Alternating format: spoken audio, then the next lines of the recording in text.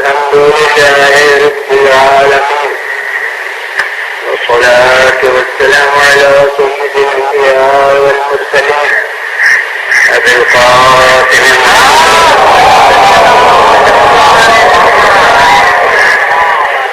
خاتم النبيين وآله الطيبين الطاهرين المعصومين. أما بعد فقد قال الله سبحانه في كتابه المبين وهو أصدق الصادقين: جعلناك على شريعة من الأمر فاتبعها ولا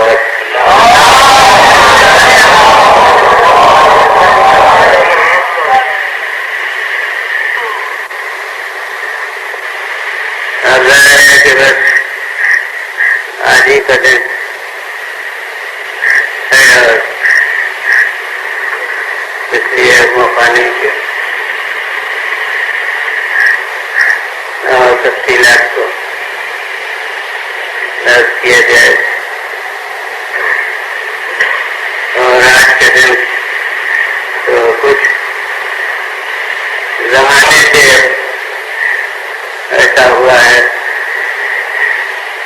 وہ بہت میرے خیال میں 30-40 برس سے تبدیلی ہوئی ہے کہ آج کے دن بھی بیان ہونے لگا ہے. ورنہ ہماری زندگی کے کافی حصوں تک اور شاید ہم سے چھوٹے جو افراد بھی سن پیری تک پہنچ چکے ہیں، ان کے شباب تک یہ مشاہدہ تھا کہ آج کے دن صرف مسائل بیان ہوتے تھے اور مجمع بھی اس کا طلبگار نہیں ہوتا تھا کہ آج کے دن کچھ اور بیان بھی ہو. لیکن ہمارے دیکھتے دیکھتے یہ ذوق میں تبدیلی ہوئی ہے کہ لوگ بھی گویا سننا چاہتے ہیں اور مضامین بھی اور بیان کرنے والے بھی پھر بیان کرتے ہیں. اس لیے حقیقت میں تو آج کچھ ذہن کا لگاؤ جمیتی بیانات کے ساتھ نہیں ہوتا، مگر ایک جو میں نے ایک دن اشارتاً کہا تھا اور آج شرارتاً عرض کر رہا ہوں، چاہے زیادہ تفصیل کے ساتھ نہ ہو، کہ آج کی دنیا میں بھی جو مطالبہ ہے شریعت اسلام میں تبدیلیوں کا، وہ صرف بعد والے اتفاق ابواب میں ہے. میں نے شاید دوسری تاریخ کی مجلس میں اقسام بیان کیے تھے، جو عبادات ہیں اور وقود ہیں اور اقرارات ہیں اور احکام ہیں. تو آج جو دنیا ہے تمدن و تہذیب یا مغرب زدہ دنیا کا مطالبہ بھی ہے، وہ صرف بعد کے شعبوں کے کچھ حصوں میں تبدیلیوں کا ہے. مثلا عقود میں نکاح کا بعد اس میں کچھ ترقی یافتہ ذوق کے تقاضے ہیں کہ کچھ تبدیلیاں کی جائیں، جیسے تعدد ازواج یہ عقود کے بعد سے متعلق ہے، یا طلاق کے سلسلے میں یہ کہ وہ مرد صاحب اختیار ہے اور عورت صاحب اختیار نہیں ہے. یہاں مطالبہ ترقی پسندانہ یہی ہے کہ نہیں، اس میں دونوں کو برابر سے اختیار ہونا چاہیے. تو یہ کہاں دوسرے شعبے سے یعنی اقامات سے متعلق ہے یہ مطالبہ ترمیم کا. اور اسی طرح اس کے بعد میراث میں مسلم ہوئی، پوتے کے محجوب ہونے کا مسئلہ یہ میری بیان کرتا تقسیم کے لحاظ سے آخری شعبے سے آخری قسم سے متعلق ہے، یعنی احکام سے متعلق ہے، وہ نہ عبادات ہے، نہ حقوق ہے، نہ اطاعت ہے، وہ شعبہ احکام کا ہے، وہاں یہ مطالبہ ہے۔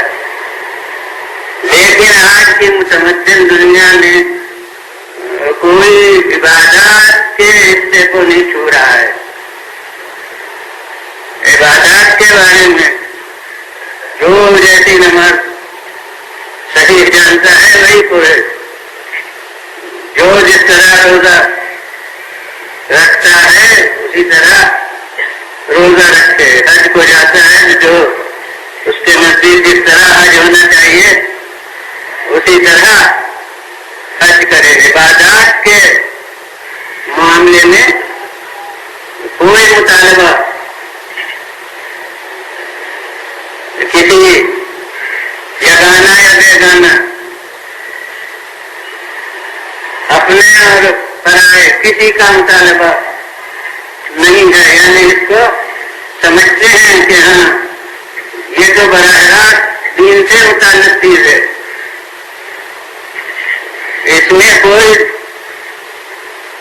کسی مملکت کو دخل دینے کا حق نہ ہونا یہ مسلم ہو گیا ہے کہ اقتدار دنیا کو اس میں مداخلت کا حق نہیں ہے۔ لیکن پیغمبر اسلام صلی اللہ علیہ وسلم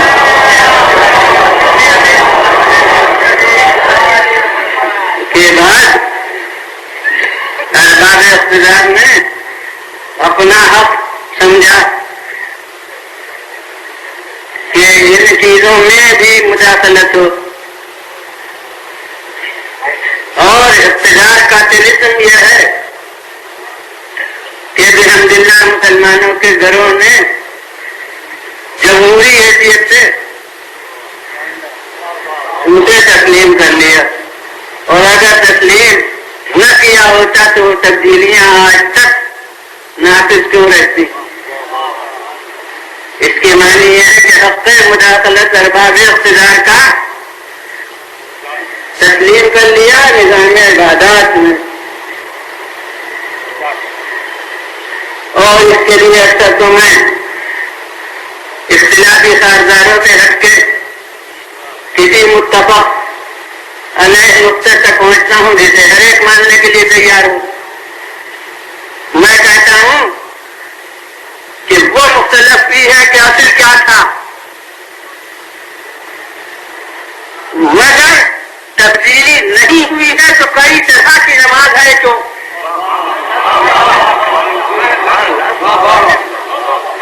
جیسے قرآن مجید نے ایک روادارانہ اعلان کیا ہے کافروں کے مقابلے میں کہ اِنَّا أَوْلِيَاءَكُمْ لَعَلَىٰ هُدًى أَوْ فِي ضَلَالٍ مُّبِينٍ۔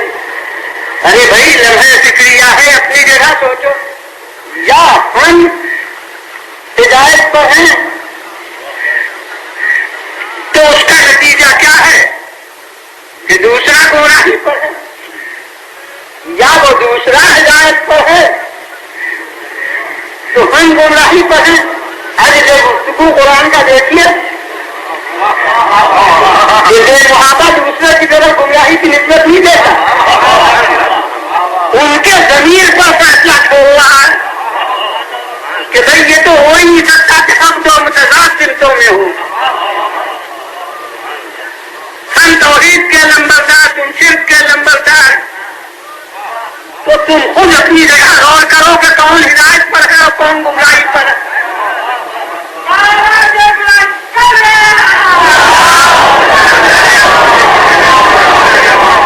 جب قرآن کی آیت میں نے پہنچی تو اب میں نہیں ڈرتا کہ کوئی کہے کہ انہوں نے ممبر پر حقانیت کو مشکوک کرا دیا۔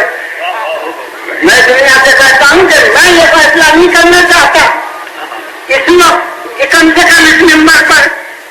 اصل نظام شریعت اسلام کیا تھا. لیکن اسے دنیا غور کرے کہ جب کئی طریقے ہیں نماز کے تو رسول نے تو ایک ہی طریقے سے پڑھی ہوتی. خدا دیجیے وجہ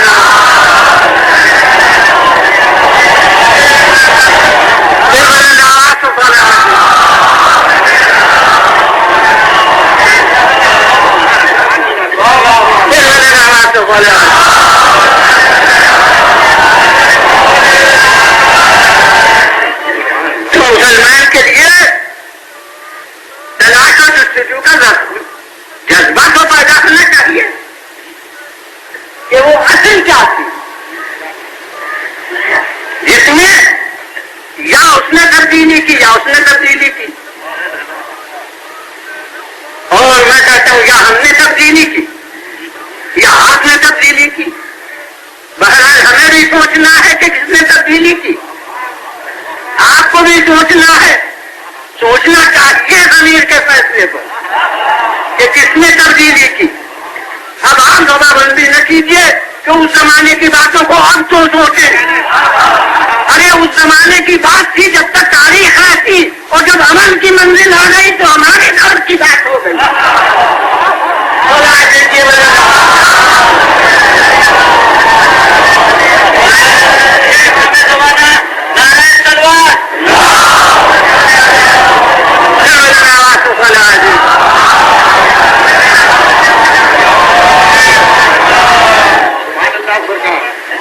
اور اب میں نے تو اب کیا وعدہ کر لیا ہے کہ ممبر پر یہ نہیں طے کروں گا کہ وہ اصل کیا تھی اور تبدیلی کا مرتکب کون ہے. تبدیلی کس نے کی ہے؟ یہی ہے تلخ گوشہ, یہی ہے ذرا آپ کی نہایت خاطر کو ٹھیس لگانے والا. تو میں وعدہ کرتا ہوں کہ میں اس منزل کو ممبر پر طے نہیں کروں گا. میں کہتا ہوں کہ اپنی جگہ فرصت کے لمحات میں سوچیے تو یہ اصل کیا تھی, اس گمشدہ اصل کو ڈھونڈیے اگر نماز پڑھنا ہے. اور اگر مسلمان رہنا ہے تو گمشدہ اصل کو ڈھونڈیے. بس ایک آپ کے سوچنے کی مہم میں آسانی کے لیے ایک اصول پیش کر دوں, اس پر بھی غور کر لیجیے گا کہ صحیح ہے یا نہیں کہ رسول کے عمل کو گھر والے زیادہ جانتے ہوں گے یا باہر والے.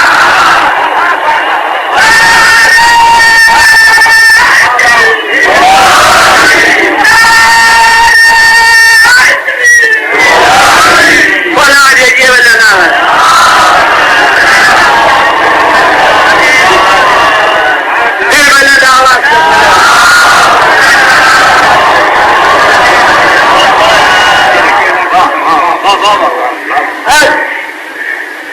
یہاں پر حقیقت تو اس وقت اگر کہہ کے کہہ رہا ہوں تاکہ میری طرف سے مسلط نہ کیا جائے کوئی فیصلہ, بلکہ ہر ایک اپنی جگہ خود غور کرے.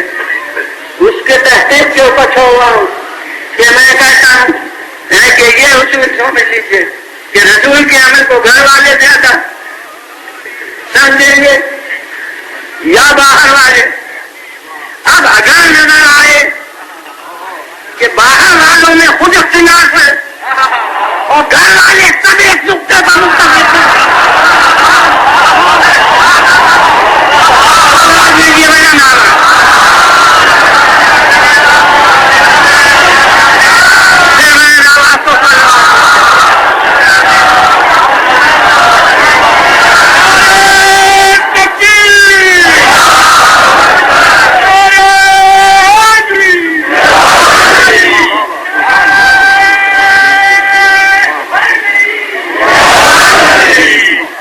حضور سے ایک دفعہ میں نے یہ سلسلے بتائے تھے کہ پہلے نعرہ تکبیر,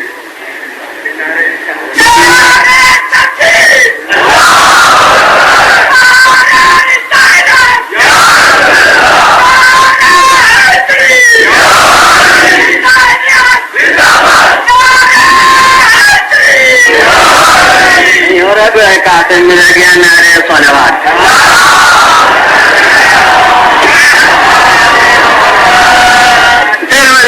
صلوات.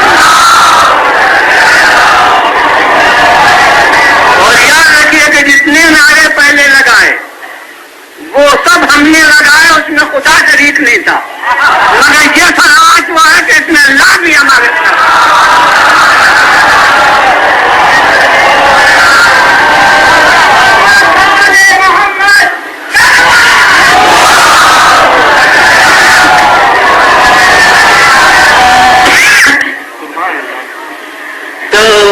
والا.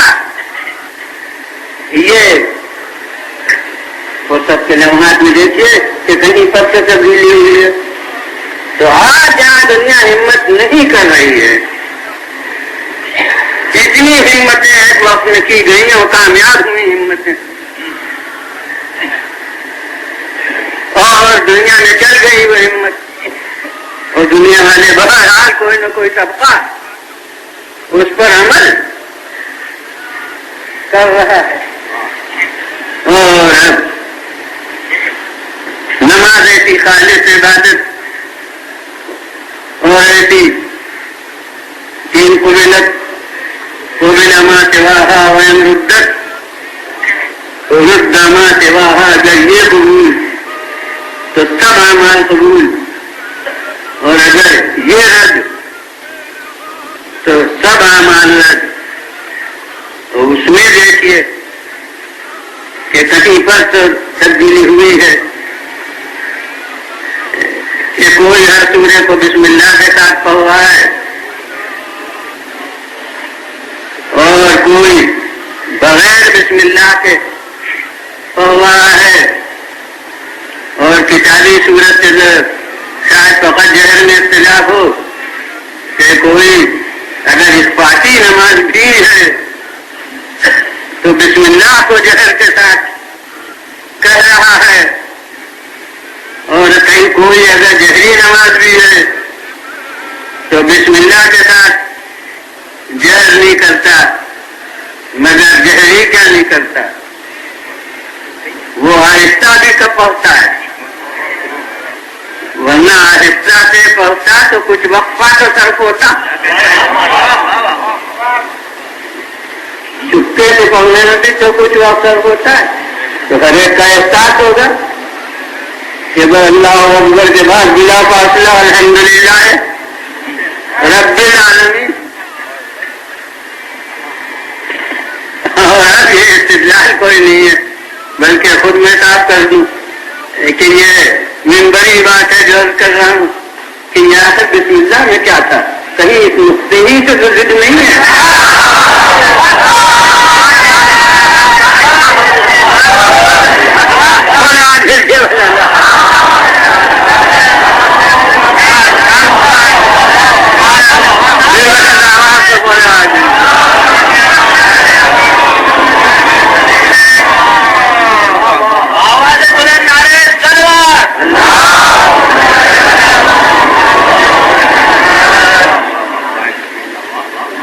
ہم دیکھتے ہیں کہ وہی جن کے گھر کی بات تھی وہ سب متفق بسم اللہ الرحمن الرحیم، اور وہ بھی جہر کے ساتھ.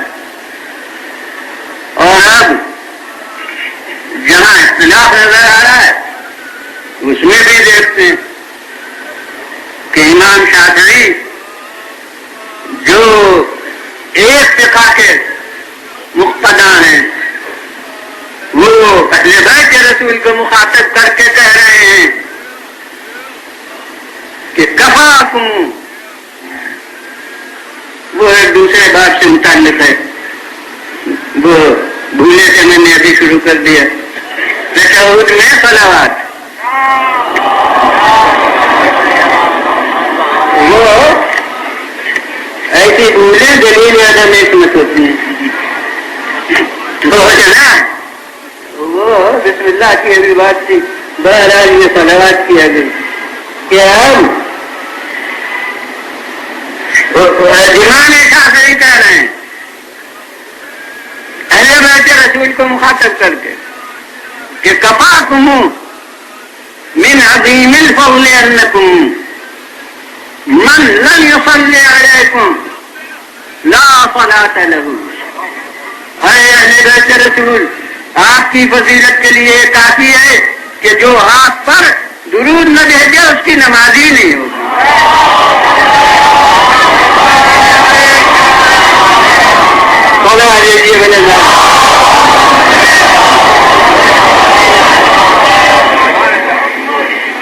اور بسم اللہ کے بارے میں تو وہ ایک بیان کر چکا ہوں کہ جب وہ مسجد میں آئے امیر شام تو انہوں نے پہلی دفعہ بسم اللہ نہیں کہی تو مسجد سے صحابہ کی آوازیں بلند ہوئی کہ سبقت آیتاً من القرآن، یا آپ نے قرآن کی آیت چرا لی۔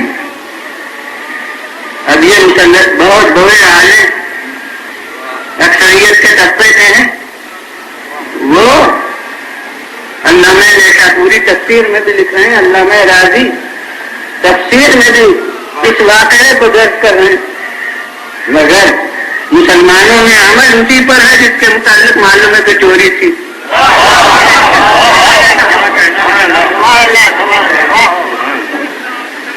اب یہ صرف اقتدار ہے۔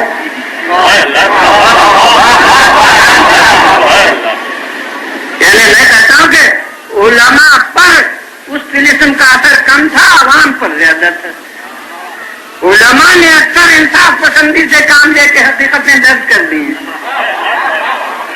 مگر عوام پر ایسا طلسم اقتدار چھا گیا تھا کہ جیسے اکثر علماء کو بھی بے بس بنا دیا تھا، اور جس نے ذرا کھل کر کچھ کہنا چاہا اسے سزا مل گئی۔ سہائے ستہ کے مصنفین میں سے امام نسائی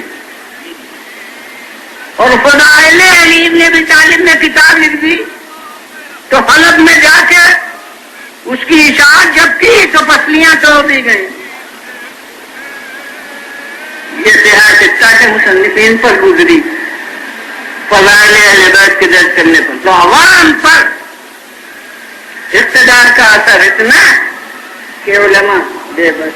امام شافعی امور پر پریشان رہے تو اس پر الزام یہ لگتا ہے کہ آپ ہمارے مطلب سے الگ، اور اسی طرح سے آپ کا مشاہدہ ہوگا کچھ پسند افراد جو کبھی کبھی رب گوئی سے کام لیا تو وہ ہمیشہ پریشان کیے جاتے رہے۔ تو آپ کے یہاں بھی مجھے میرے لیے سنائے واقعات، تو جس نے بھی ذرا سب گوئی سے پسند کام لیا وہ ہمیشہ مورد الزام و اعتراض رہا، اور مجبوراً اکثر قدم پیچھے ہٹانا پڑا۔ تو جب قدم پیچھے ہٹا لیا ہو تو سمجھ لیجیے کہ ضمیر کا فیصلہ وہی پہلا تھا، اور اس کے مطالعے وقت کا تقاضا تھا جو قدم پیچھے ہٹایا جا رہا ہے۔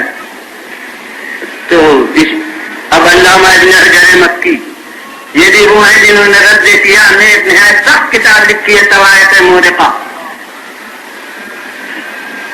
اور وہ لکھتے ہیں منہ مکیہ میں کہ یہ اتنی کل بسم اللہ کے خلاف اس لیے ہو گئی کہ علی بن ابی طالب زور دیتے تھے بسم اللہ کے بجائے کہنے پر، لہذا تقاضا سیاست ہو گیا کہ پوری طاقت اس کے خلاف صرف کر دی جائے۔ تو اس کے معنی یہ ہے کہ عبادات کا شعبہ بھی تابع سیاست بن گیا، اور اذان یہ بھی جزو واجب نہ صحیح، مگر کمال عبادت اس سے وابستہ ہے، تاکیزی استحباب، اور اقامت اس سے زیادہ تاکیزی چیز۔ بعض علماء وجوب کے قائل ہیں اقامت میں، اسی لیے اذان زیادہ تر اسی وقت ہوگی کہ جب جماعت ہو، یعنی تاکید اسی وقت ہے۔ پرانا میں بھی آپ اذان کہہ لیا کریں تو ثواب ہوگا، مگر زیادہ اس پر عمل اسی وقت ہے جب جماعت ہو۔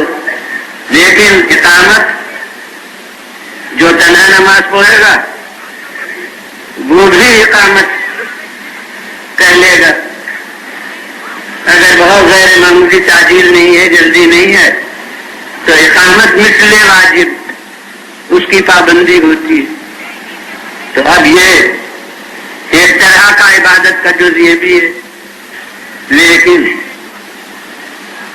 وہ آنکھوں سے دیکھنے کا ہے کہ اذان میں فرق ہے یا نہیں. وہ ہر ایک ہر مسجد میں جا کر دیکھ سکتا ہے کہ اقامت میں فرق ہے یا نہیں. اب کس کی دنیا پر فرق ہوا وہ جزو تاریخ ہے. میں نے ایک دن کے مجلس میں کیا تھا کہ ہمیں ہر ابتدا ہر تبدیلی کی تاریخ معلوم ہے اور ہمیں براہ راست ہو کر معلوم ہوتی. انہی مورخین کی بدولت ہمیں ابتدائی تاریخیں معلوم ہے کہ کس وقت سے کون ابتدا شروع ہوئی. تو جس وقت میں کہ جہاد پر زور تھا، جس وقت میں کہ فتوحات ہو رہے تھے، تو اس وقت مفاد اسلامی سے بخیال خود کہا گیا کہ بھئی اس وقت ہم مسلمانوں کو یہ سمجھانا چاہتے ہیں، ہم سمجھانا چاہتے ہیں مسلمانوں کو کہ جہاد خیر العمل ہے، لہذا نماز میں یہ نہ کہا کرو کیونکہ اس سے ذہنیت اسلامی کو نقصان پہنچتا ہے ہمارے نقطۂ نظر سے. یعنی وہ سمجھ لے گا کہ بس نماز پڑھ لی تو خیر العمل ہو گیا، اور ہمارا مطلب ہے یہ سمجھانا. تو میں ہر ایک مسلمان سے انصاف کے ساتھ کہوں گا کہ ہمارا مطلب زیادہ عزیز ہے یا اللہ کا مطلب؟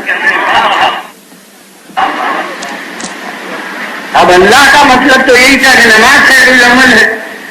ہم اگر یہ مطلب سمجھائیں کہ نہیں یہ خیر العمل ہے تو گویا ہمارا مطلب ٹکرا رہا ہے اللہ کے مطلب سے.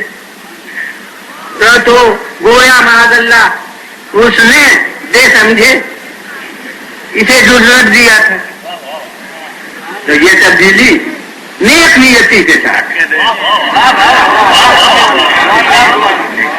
مفاد اسلامی کے لحاظ سے بخیال خود اس کی قائم کی گئی، تبدیلی کی گئی جو آج تک چل رہی ہے. اب وہ جسے تبدیل کیا گیا تھا وہ آج تک نہیں.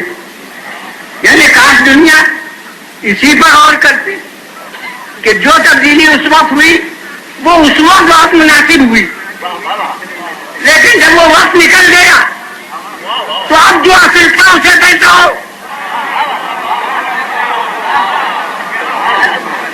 شریعت اسلام کے احکام کو کہتے ہیں جو وقتی مسائل تھے، اور جو تبدیلیاں وقتی مسائل سے ہوئی ہوں وہ دائمی.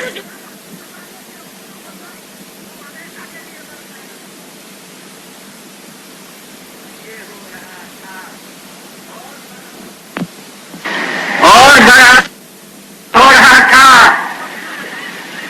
اب خطے فاصل ایسا کھینچے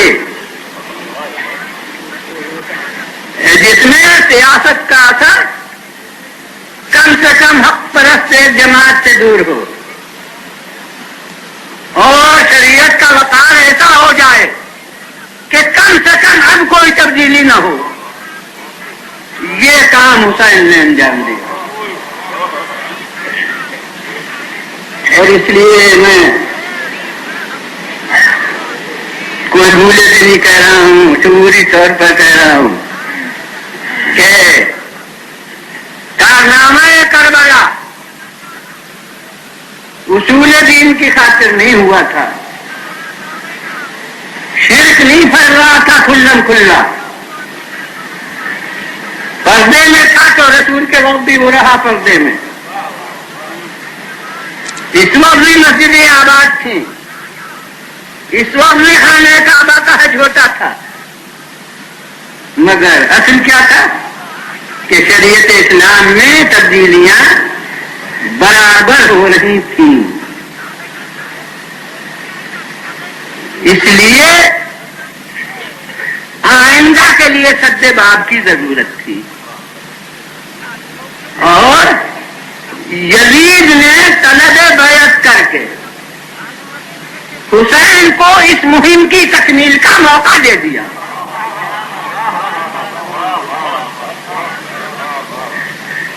اگر وہ طلب بیعت نہ کرتا تو اب بھی یہ نہ جانے کب تک خاموش رہتے.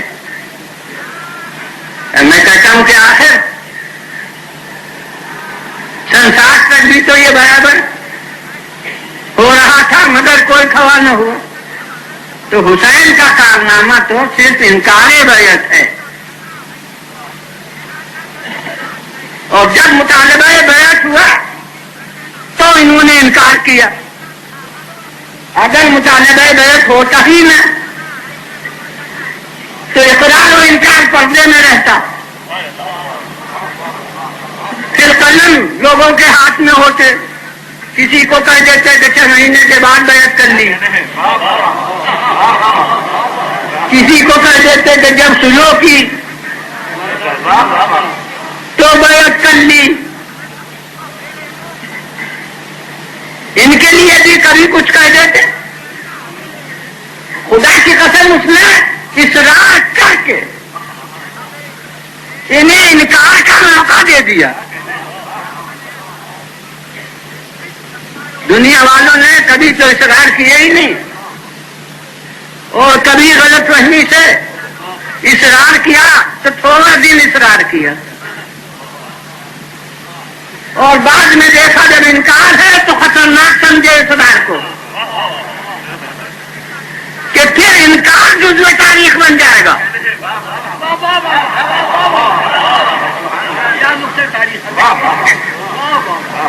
یزید کی تعریف ہو رہی ہے. میں کہتا ہوں خدا کی قسم فرعون نہ ہوتا تو موسیت پردے میں رہ جاتی, نمرود نہ ہوتا تو ابراہیمیت پردے میں رہ جاتی, اسی طرح یزید نہ ہوتا تو حسینیت پردے میں رہ جاتی. نہ وہ فرعون کی تعریف ہے نہ وہ نمرود کی تعریف ہے, اور اسی طرح یہ یزید کی تعریف نہیں ہے.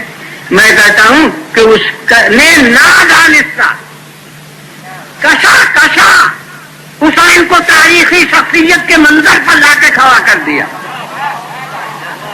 ورنہ ان میں سے کربلا کے افراد میں سے کون ہے جو آج دنیا میں آیا ہو؟ 50 برس عباس بھی عباس تھے, یعنی کتنی ان کی عمر تھی؟ 50 برس پورے تو ان کی عمر نہیں تھی, 32 برس کی عمر تھی. تو اس کے پہلے عباس بھی عباس تھے مگر تاریخ میں کوئی نام نہیں. اس کے پہلے علی اکبر بھی علی اکبر تھے مگر تاریخ میں کوئی نام نہیں. اور بلا شبہ حسین تو پورے 50 برس تھے, وہ تو 57 برس کی ان کی عمر ہے کربلا میں. مگر یہ کہ 67 عیسوی سے پہلے رسول کے بعد 50 برس حضرت امام حسین علیہ السلام کی تاریخ میں کوئی شخصیت نمایاں نہیں. اگر کوئی جمع کرنا چاہے حالات کو قبل کربلا کے تو چند برس سے زیادہ نہیں ہوں گے. تو گم ہے نا شخصیتیں. بخدا یہ کربلا کی دین ہے کہ ہمیں حسین کا پتہ چلا, کربلا کی دین ہے کہ ہمیں علی اکبر کا پتہ چلا, کربلا کی دین ہے کہ ہمیں عباس کا پتہ چلا.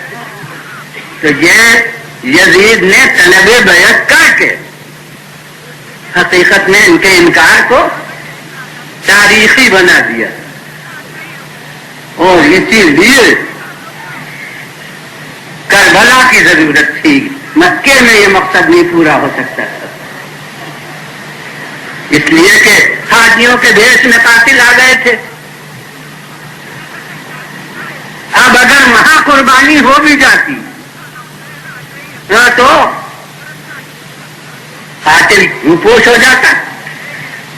اس کے معنی یہ ہے کہ فرزند رسول کی جان بھی گئی اور قاتل بے نقاب ہی رہا. حسین نے کہا کہ حاجیوں کے بھیس میں آئے ہوئے قاتلوں کے ہاتھ سے قتل نہیں ہوں گا.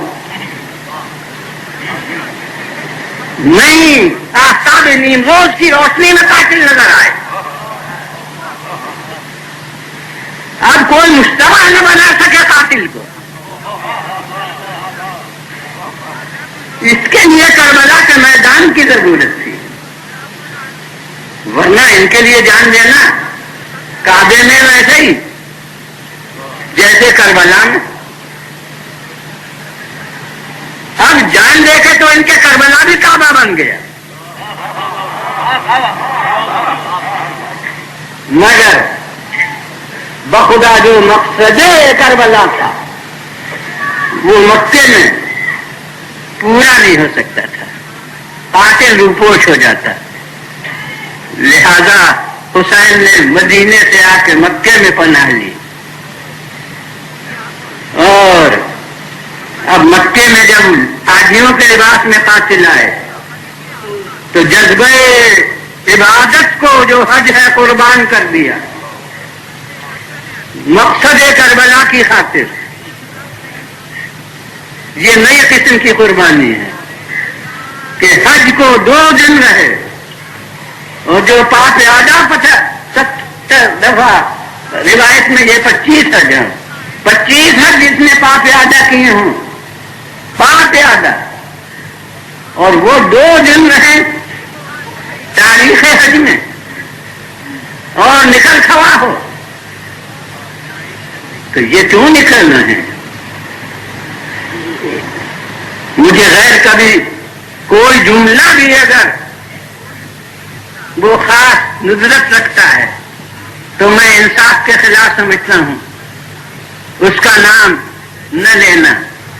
وہی حسین دے لاہور والا جس کے لیے میں اپنی تقریر کا کوئی حصہ پیش کر چکا تھا، مگر اس تقریر اس حسین دے میں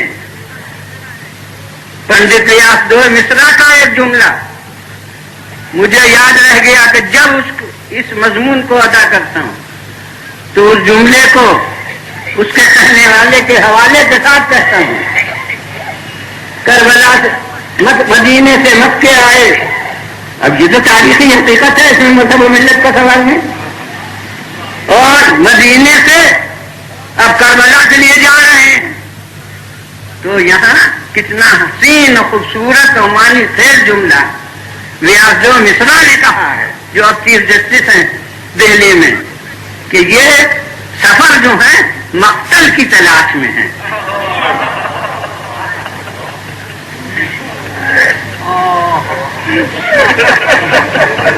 ماشاء اللہ، کسی کا حصہ ہو جاتا ہے کوئی جملہ.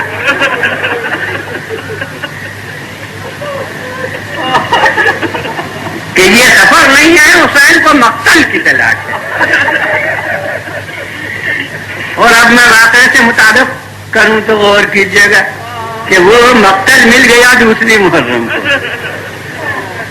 جب ہی حسین نے جب نام پوچھ لیا کربلا تو کہا ہاں ہونا واللہ ہے منافع کا بنا. جو دوسری محرم کو یہیں پر ختم کی تھی میں نے مجھے کہ یہاں بخدا ہمارے خیمے نصب ہوں گے، یہاں ہمارے سامان رکھے جائیں گے، یہاں ہمارے خون بہائے جائیں گے، یہاں ہماری حد کی حرمت ہوگی. جیسے تلاش تھی اسی سرزمین میں وہ کربلا کا مقتل، وہ حسین کو مل گیا دوسری محرم. مگر ارباب اعزاز اب ابھی ایک دم سے کربلا تھوڑی ہو جائے گی، ہے کربلا، مگر جو کربلا کا آخری امتیازی نقطہ وہ تو رفتہ رفتہ سامنے آئے گا. لیجیے 4 محرم کو خط گیا ابن سعد کا، ابھی ابن سعد کا ہور کا خط گیا. 6 محرم کو ابن سعد فوج لے کر کربلا میں آ گیا، اور اہل عزا 7 محرم سے پانی بند ہو گیا. اب میں کہتا ہوں کربلا کربلا بن رہی ہے، ابھی تک کہاں کربلا ہے؟ 7 محرم سے پانی بند ہو گیا. اب چھوٹے چھوٹے بچے خالی کوزے ہاتھوں میں لیے ہوئے صدائے الاتش بلند کر رہے ہیں.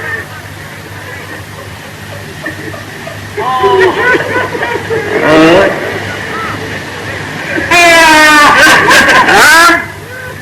آج کی تاریخ آئی 9 محرم. اب آج کی خصوصیت کربلا کی، اب کربلا نمایاں تر ہوتی جا رہی ہے کہ اب آج 9 محرم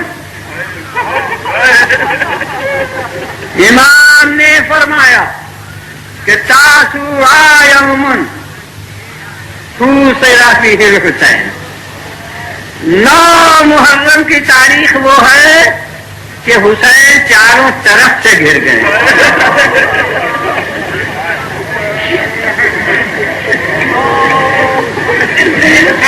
معصوم کا کلام ہے مگر اس کی تشریح ابھی میں عرض کروں گا تھوڑی دیر میں کہ 9 محرم کو مولا چاروں طرف سے گھر گئے. اور اب تاریخ کی روشنی میں آپ کو خصوصیت بتاؤں کہ 6 محرم کو تو جو آیا تھا اس کا نام ہے عمر سعد، اور 9 محرم وہ ہے کہ سپہر کو شمر آ گیا.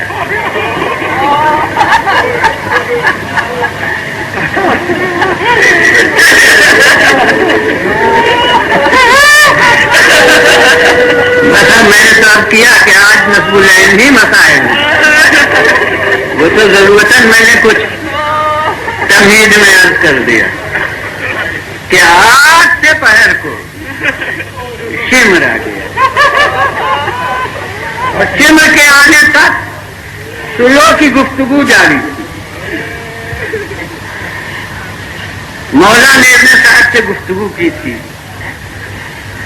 اور اس میں اطلاع دی تھی.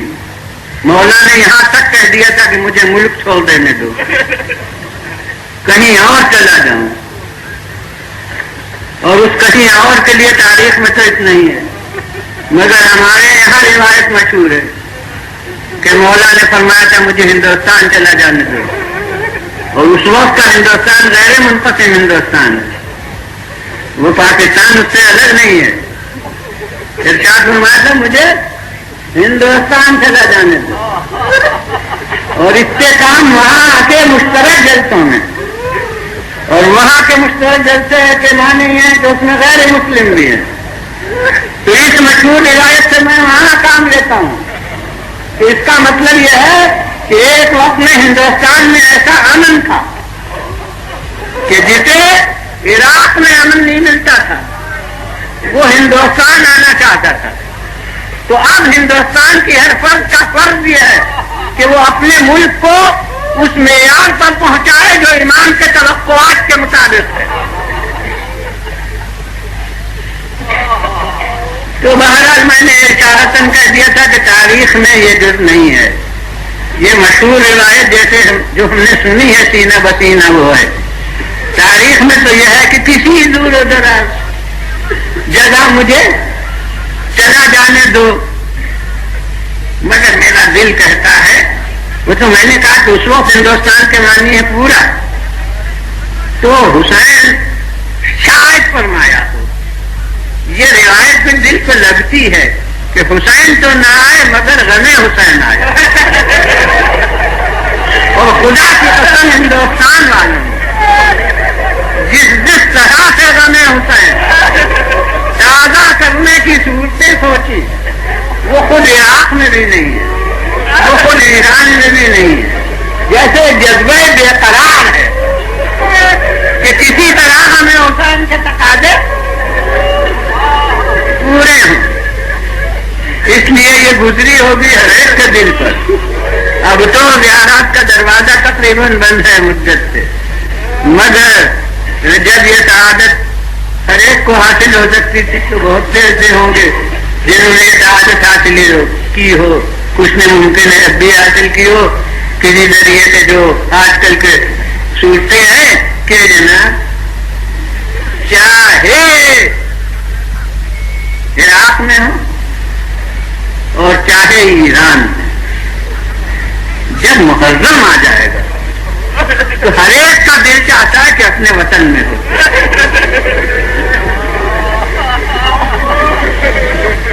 یعنی تسلی ہمیں حسین کے اظہار کی.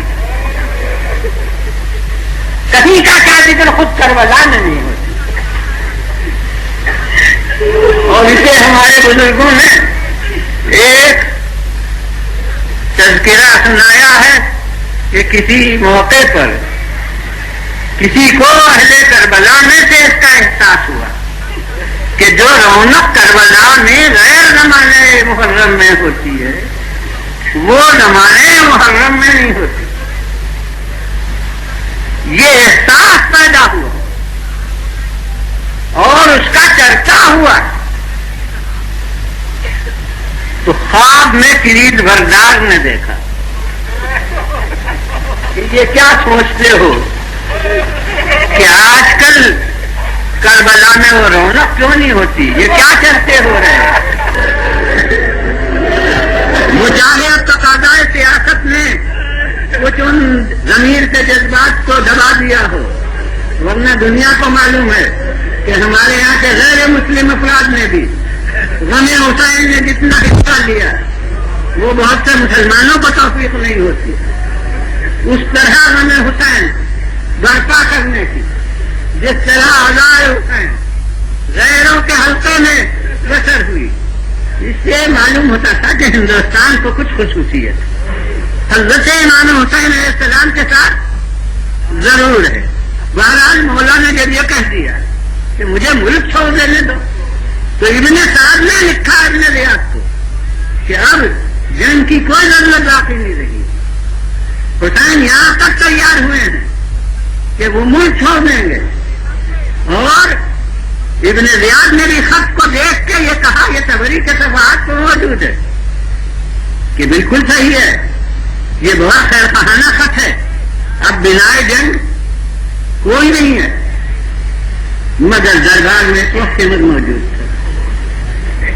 اس نے خمر میں کہا کہ مجھے معلوم ہوا ہے, اب اس میں رقیبانہ چکمک بھی ہے جو بڑے افراد میں ہوتی ہے عہدے داروں میں, کہ مجھے تو معلوم ہوا ہے کہ ابن سعد مل گیا ہے جا کر, اور آدھی آدھی رات تک آپس میں گفتگویں ہوتی ہیں, اور یہ آپ کو غلط مشورہ دیا جا رہا ہے. اگر قبضے سے آپ کے آج نکل گئے تو عمر بھر نہیں آ سکیں گے قبضے میں.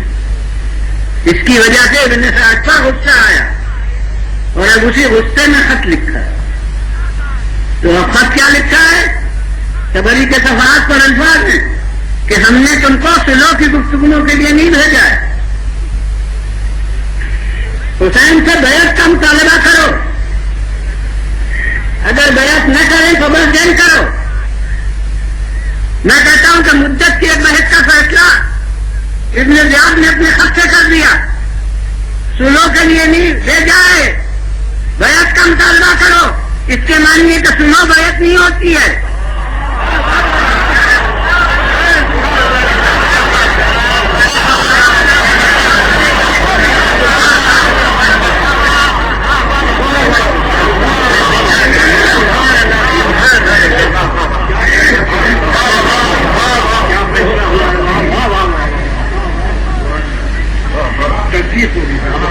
اور یہ خط ابن زیاد کا لیے ہوئے خیمر آج 9 محرم کی سپہر کو پہنچا اور یہ خط پیش کر دیا ابن زیاد کے سامنے, نوعیت واقعہ کو ابن سعد کے سامنے. ابن سعد نے نوعیت واقعہ کو فوراً سمجھ لیا اور یہ کہا کہ میرا خیال یہ کہ تمہیں نے وہ کام بگاڑ دیا جو بن رہا تھا. اس نے کہا ان باتوں سے کیا فائدہ, یہ بتاؤ کہ تعمیل کرو گے یا تعمیل نہیں کرو گے.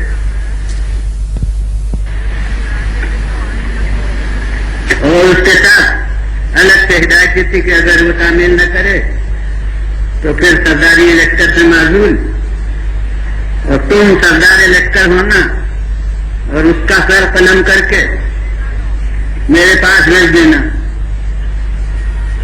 اب اس کے اور اب اس نے کہا کہ اب ابن سعد کا تاریخی جملہ طبری کے صفحات، واللہ ان حسین لا یبایع، خدا کی قسم حسین بیعت کیوں نہیں کریں گے. اب یہاں طبری کے نسخوں میں ایک لفظ کا فرق ہے کیونکہ ذرا قریب لفظ ہے.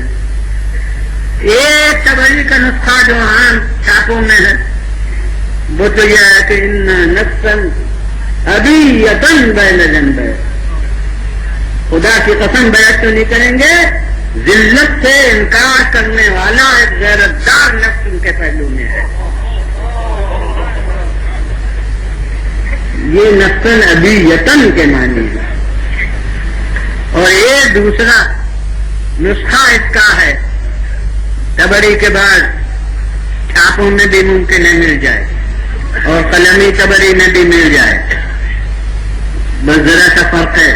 واللہ ان نفسن ابیۃ بین جنبین، اس لفظ کے تو وہ معنی ہوئے. اور وہ دوسرا نسخہ یہ ہے کہ واللہ ان نفس ابی ہے بین جنبین، واللہ ان حسین لا یبایع، خدا کی قسم حسین بیعت نہیں کریں گے. ان نفس ابی ہے بین جنبین، ارے ان کے باپ کا دل ان کے سینے میں ہے. میں کہتا ہوں کہ جملہ بہت دور رکھ ہے. اس کے معنی یہ ہے کہ ان کے باپ کا دل ان کے سینے میں ہے، نہ ان کے باپ نے کبھی بیعت کی تھی نہ یہ ان کے بیٹے ہیں.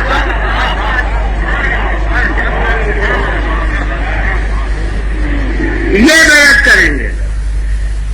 اس نے کہا کہ اس سب سے کچھ فائدہ نہیں، یہ بتاؤ کہ تعمیل کرو گے یا نہیں. اس نے کہا کہ بہرحال تعمیل تو میں ہی کروں گا، کیا میں تمہیں سردار ہو جانے دوں گا؟ اب یہ آپس کی جیسے باتیں ہوتی اس طرح کہ تم سمجھتے ہو کہ تمہیں سردار میں ہو جانے دوں گا، یعنی تعمیل تو میں ہی کروں گا. مگر اب ہم ہر سادگیدہ آدمی غور کرے کہ وہاں سے یہ تھا کہ یا بیعت کریں اور یا جنگ کرو. اگر وہ اس پر بالکل عمل کرتا تو اس کے معنی ہے کہ پھر پیغام بھیجتا بیعت کا، نتیجہ تو قطعی تھا کہ آپ پھر انکار فرماتے، لیکن کچھ وقفہ درمیان میں سے ہوتا. مگر اسے تو بطور خود اس نے طے شدہ سمجھ لیا کہ گویا یہ دودھ خلاف عقل ہے. خدا کی قسم حسین بیعت نہیں کریں گے، یعنی یہ تو مطالبہ ہی بے معنی ہے، یہ تو مطالبہ ہی غلط ہے، تصور ہی غلط ہے. لہذا اب یہ تو بیکاری ہے. اب تو جنگ کرنا ہے اور اب ایک حریف منصب سامنے موجود ہے، لہذا اب جلدی ہو گئی. بس اس لیے اب یہ آج سے عملاً کربلا شروع ہو گئی. یعنی آج کی سپاہ وہ ہے کہ ایک دم حملہ ہو گیا بغیر اعلان جنگ. ابھی تک چنو کی گفتگویں تھیں پس منظر کے بالکل خلاف، ایک دم حملہ ہو گیا. بس اب سمجھیے کہ مسائل میں شروع کر رہا ہوں کہ بعض چیزیں ایسی ہیں کہ منطق سے سمجھ میں نہیں آتی. اصحاب سب خیموں کے باہر، عزیز سب خیموں کے باہر، مگر حملہ جو ہوا تو گھوڑوں کے ٹاپوں کی سزا پہلے زینب کے کان میں.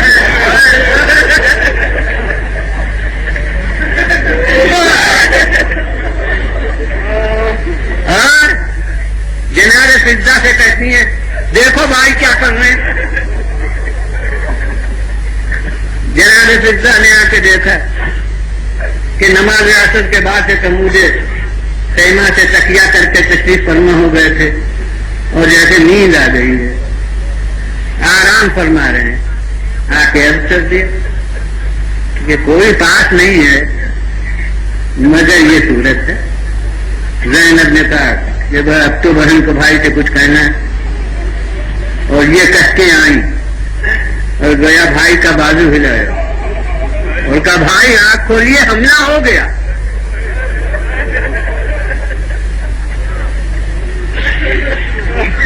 اب مولا نے آنکھ کھولی تو زبان پر تھا انا للہ وَإِنَّا إِلَيْهِ رَاجِعُونَ۔ انہی الفاظ میں میں نے کتاب میں لکھا بھی ہے۔ زینب کا دل ابھی گھوڑوں کی چاقوں سے دہلا ہوا تو تھا ہی، اب بھائی کی زبان سے کہ یہ کلمہ سنا تو ایک دفعہ کہا کیوں بھائی، کیا اپنے مرنے کی خبر سنا رہے ہیں؟ اور حسین نے فرمایا کہ ہاں میں نے نانا کو خواب میں دیکھا کہ نانا فرما رہے ہیں کہ اے حسین اب تم میرے پاس آیا چاہتے، بس ایک دفعہ زینب نے رحمان پہ ہاتھ ڈالا اور جیسے رس کھا کے زمین پر گری اور مولا نے بہن کا سر اٹھا کے لانوں پر رکھا اور یوں کہتا ہوں کہ اشکفچانی کر کے ہوش میں لائے، اور اب بہلانے کا موقع نہیں ہے، اب تو زینب کو مستقبل کے لیے تیار کرنا ہے۔ اس لیے بالکل جیسے ورثہ دیا جاتا ہے، آپ کو معلوم ہے یہی انداز ہوتا ہے کہ کسی کا بھائی چلا جائے کہتے ہیں عباس کو یاد کرے، کسی کا بیٹا دنیا سے چلا جائے کہیں گے کہ علی اکبر کو اب یاد کرو۔ وہی انداز ہے مولا بہن کو گویا اپنی تعزیت ادا کرتے ہیں، کیونکہ مولا کو خبر ہے کہ میرے بعد پرسہ دینے والا کوئی نہیں ہوگا۔ ارے پرسہ کون دے گا، آج لے کے آ جائیں، کون پرسہ دے، میں پرسہ دے لوں، تو وہی انداز ہے نا پرسے کا۔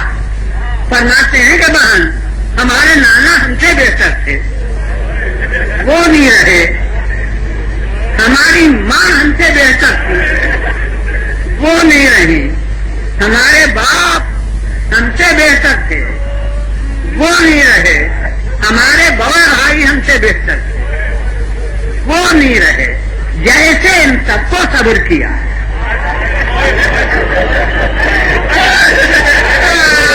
ماشاء اللہ آپ بےتاب ہو گئے ہیں ابھی سے، جیسے ان سب کو صبر کیا ویسے ہم کو بھی صبر کرنا بس دینا۔ زینب نے تو مرثیہ پڑھ دیا، زینب حسین نے تو جیسے تعزیت ادا کی، اور اب زینب نے جیسے پہلے ہی مرثیہ پڑھ دیا۔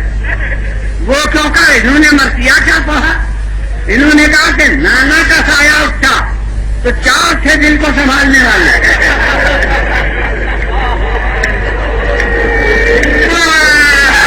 دنیا سے گئی تو باپ موجود تھے، باپ کا سایہ جب اٹھا تو 2 بھائی تھے بازو سنبھالنے والے۔ جب بھائی حسن مجتبیٰ گئے تو خدا حضور کو سلامت رکھے، آپ تھے مگر اب آپ نہیں تو کون، اور آپ کہہ دوں کہ نسل کے خطرے ہیں، مگر جیسے ہر ایک مرثیے کا ایک مصرع ہے کہ الیوم مات جدی محمد المصطفیٰ، میرے نزدیک تو آج میرے نانا بھی دنیا سے اٹھ رہے ہیں۔ الیوم ماتت امی فاطمۃ الزہرا، آج میری ماں فاطمہ زہرا بھی جا رہی ہیں۔ الیوم مات ابی علی المرتضیٰ، آج میرے باپ علی مرتضیٰ بھی اٹھ رہے ہیں۔ اليوم مات اخی الحسن المجتبی، آج میرے بھائی حسن مجتبی بھی جا رہے ہیں. کیا مطلب ہوا؟ مطلب یہ ہوا کہ جب تک آپ زندہ تھے تو سب زندہ تھے، اور اب آپ جا رہے ہیں تو میرے نزدیک آج ہی سب جا رہے ہیں. اب مولا نے انداز بدلا، دیکھا کہ گویا منطق سے زینب خاموش نہیں ہو سکتی. فرماتے ہیں کہ اے بہن، تم کو میرے حق کی قسم ہے کہ میرے بعد گریبان نہ کھاؤں. تم کو میرے حق کی قسم ہے کہ میرے بعد والا نہ کہنا. میں کہتا ہوں، اور میں نے دیکھا ہے کہ ہر بات سے غلط فائدہ بھی اٹھایا جاتا ہے. کچھ لوگ زینب کبریٰ کے ان جملوں کو پیش کرتے ہیں غلط محل کے اوپر. میں کہتا ہوں اگر یہ عام احکام شرع ہوتے تو اپنے حق کا واسطہ دے کے منع کرنے کی ضرورت کیا تھی؟ یہ انداز خود بتاتا ہے کہ یہ عام احکام شرع نہ تھے، یہ زینب کے خصوصی موقف عمل کا تقاضا تھا. حسین دیکھ رہے تھے کہ اگر زینب یہی رہی تو سکینہ کو کون سنبھالے گا؟ اگر زینب کا یہی عالم رہا تو میرے سجدے سے جات کی خبر کون لے گا؟ اور خدا کی قسم یہ مسائل بات نہیں کرنا ہے، ورنہ یہ ایسے کہ ان پر ختم کر دیا جائے. میں درمیان میں کہہ رہا ہوں اس لیے اتنا زور دے کے بھی نہیں کہوں گا، مگر ایک حقیقت ہے کہ خدا کی قسم اب بیوی کے ضبط و صبر کو داد دیجیے کہ جو ایسی زینب ہو کہ ایک انا للہ و انا الیہ راجعون سن کے غش کھا جائے اور عصر کے بعد پھر غش نہیں آیا. ارے کیا کیا ہو گیا؟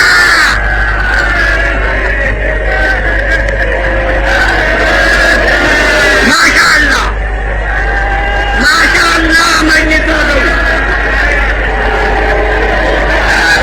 اور اگر مجھے یاد نہ ہوتا کہ 9 محرم ہے تو آگے بڑھنا اب تقاضا ہے ذاکری کے خلاف. ماشاء اللہ مجلس ہو گئی. مگر اہل ادا اب تو ابھی 9 محرم کی سپاہر ہوئی ہے. ارے پوری عاشور کی رات باقی ہے. ارے پورا عاشور کا دن باقی ہے. مگر میری طاقت اب کہاں وفا کر سکتی ہے؟ اس لیے اپنے موضوع کے تقاضے کے لحاظ سے کہ چونکہ نمازوں میں بھی تبدیلیاں ہو رہی تھیں، اذانوں میں بھی تبدیلیاں ہو رہی تھیں، حسین چاہتے تھے کہ نماز کو بھی جزو تاریخ بناؤں، اذان کو بھی جزو تاریخ بناؤں. یہ ہے کہ صبح کی اذان علی اکبر سے کہلوائی. مولا جانتے تھے کہ علی اکبر بھولنے کی چیز نہیں ہے، چاہتے تھے جب تک علی اکبر یاد رہے تب تک ہماری اذان بھی یاد رہے. اور ارباب ادا نماز بھی جیسی کربلا میں پہنچ گئی ویسی تاریخ عالم میں نہیں پہنچ گئی. ارے ظہر کی نماز کہ 2 صحابی سامنے کھڑا کر دیتے ہیں، فرماتے ہیں جو تیر آئے اپنے اوپر روکو، حسین کے عزادار فیصلہ کریں کہ یہ نماز تو ہی جا رہی ہے. یعنی یہ تو کربلا کا پورا جہاد شریعت کی خاطر ہے، مگر یہ 2 قربانیاں ہیں جو بنا شائبہ مجاز نماز کی خاطر ہوئی ہیں. ایک سعید ابن عبداللہ حنفی اور ایک زہیر ابن قین سامنے کھڑے کر دیے گئے ہیں کہ ہم نماز پڑھتے ہیں، تم ہمیں نماز پڑھواؤ. کون مجتہد ہے جو فیصلہ کر سکے کہ ان کی نماز افضل جنہوں نے مولا کے پیچھے نماز پڑھی ہے، یا ان کی نماز جنہوں نے مولا کو نماز پڑھوائی ہے؟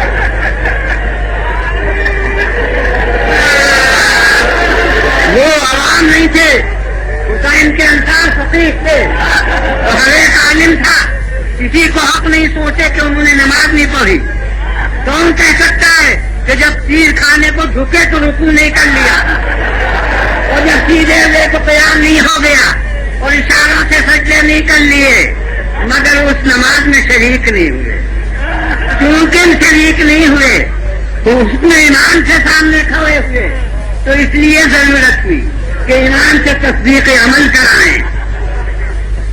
صورت واقعہ یہ بتاتی ہے کہ اسماء نمازی میں تیر اتنے کھا لیے تھے کہ اب کھڑے ہونے کی قوت نہ تھی, مگر یہ قوت ارادی تھی کہ طے کر کے کھڑے ہوئے تھے کہ مولا نماز پڑھنے. تو جب تک ایمان نماز سے فارغ نہیں ہوئے شریر زمین پر نہیں گرے. ادھر یہ نماز سے فارغ ہوئے, ادھر وہ زمین پر گرے اور پوچھتے اب ہے تو یہاں بات دلّا کیوں مولا میں نے فرض ادا کر دیا. اور امام فرماتے ہیں نام وفاتا جزاک اللہ خیرا, ہاں تم نے وفا کر دی, اللہ تمہارا شمار نمازیوں میں کر لے. ہاں اہل ادا, بس اب مجلس ختم, تاریخیں ختم, اور میرا بیان اب ختم ہو جائے گا کہ یہ تو ظہر کی نماز ہے. اب میری مجال ہے جو عصر کی نماز کی کیفیت بیان کروں. بس یہ سمجھ لیجیے کہ اب راکب جوش رسول اس سے فرسبہ نہیں ہے.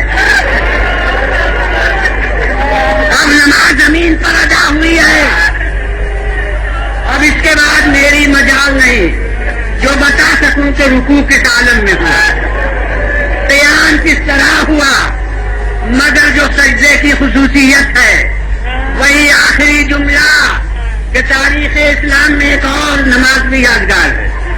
وہ 19 ماہ رمضان کو ہمارے مولا علی کے صبح کی نماز ہے.